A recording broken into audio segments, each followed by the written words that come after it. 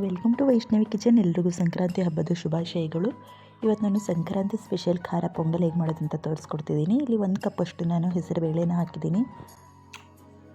ಒಂದು ಅರ್ಧ ಸ್ಪೂನಷ್ಟು ತುಪ್ಪ ಹಾಕೊಂಡ್ಬಿಟ್ಟು ಇದನ್ನು ಸ್ವಲ್ಪ ಹುರ್ಕೊಳ್ತಿದ್ದೀನಿ.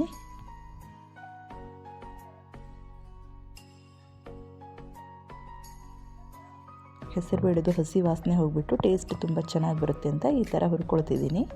ನೀವು ಬೇಕಾದರೆ ಹಾಗೆ ಬೇಯಿಸ್ಕೊಂಡು ಹಾಕ್ಕೋಬೋದು. ಹಾಗೆ ಅದೇ ಕಪ್ಪಳತೆಯಲ್ಲಿ ನಾನು ಅಕ್ಕಿನ ತೊಗೊಂಡಿದ್ದೀನಿ. ಅಕ್ಕಿನ ವಾಶ್ ಮಾಡಿಬಿಟ್ಟು ಹಾಕ್ಕೊಳ್ತಿದ್ದೀನಿ.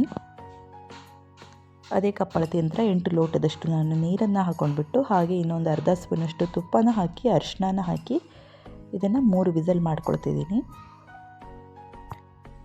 ಅಲ್ಲಿವರೆಗೂ ಒಂದು ಒಗ್ಗರಣೆನ ರೆಡಿ ಮಾಡ್ಕೊಳ್ತಿದ್ದೀನಿ. ಇಲ್ಲಿ 2 ಸ್ಪೂನಷ್ಟು ತುಪ್ಪ ಹಾಗೆ 2 ಸ್ಪೂನಷ್ಟು ಎಣ್ಣೆನ ಹಾಕ್ಕೊಂಡ್ಬಿಟ್ಟು 1 ಸ್ಪೂನಷ್ಟು ಜೀರಿಗೆನ ಹಾಕ್ಕೊಳ್ತಿದ್ದೀನಿ. ಗ್ಯಾಸನ್ನು ಲೋ ಫ್ಲೇಮಲ್ಲಿ ಇಟ್ಬಿಟ್ಟು ಇದಕ್ಕೆ ಕಾಳು ಮೆಣಸನ್ನು ಹಾಕ್ಕೊಳ್ತಿದ್ದೀನಿ. ಒಂದು 1/4 ಸ್ಪೂನಷ್ಟು ನಾನು ಕಾಳು ಮೆಣಸನ್ನು ತೊಗೊಂಡಿದ್ದೀನಿ.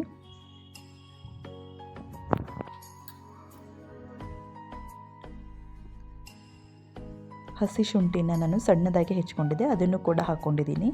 ಹಾಗೆ ಕರಿಬೇವನ್ನು ಹಾಕಿದ್ದೀನಿ.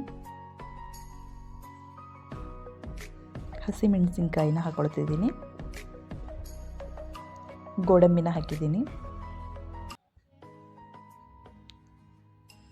ಇವಾಗ ನಾವು ಬೇಯಿಸಿದಂತಹ ಅಕ್ಕಿ ಮತ್ತು ಹೆಸರುಬೇಳೆ ನೋಡಿ, ಇಲ್ಲಿ ನೀರು ಸ್ವಲ್ಪ ಕಡಿಮೆ ಇದೆ ಇದಕ್ಕೆ. ಈಗ ನಾನು ಇದಕ್ಕೆ ಸ್ವಲ್ಪ ಬಿಸಿ ನೀರನ್ನು ಮಾಡ್ಕೊಂಡ್ಬಿಟ್ಟು ಹಾಕ್ಕೊಳ್ತಿದ್ದೀನಿ. ತಣ್ಣೀರನ್ನು ಹಾಕ್ಕೊಳ್ಳಿಕ್ಕೆ ಹೋಗ್ಬಿಡಿ, ಬಿಸಿ ನೀರು ಹಾಕ್ಕೊಳ್ಳಿ. ಇವಾಗ ಚೆನ್ನಾಗಿ ಈ ಥರ ಮಿಶ್ರಣ ಮಾಡ್ಕೊಳ್ಳಿ. ನೋಡಿ, ಈ ಹದ ಇದ್ದರೆ ಸಾಕು. ಇವಾಗ ನಾನು ರೆಡಿ ಮಾಡಿದಂಥ ಒಗ್ಗರಣೆಗೆ ಇದನ್ನು ಹಾಕ್ಕೊಳ್ತಿದ್ದೀನಿ.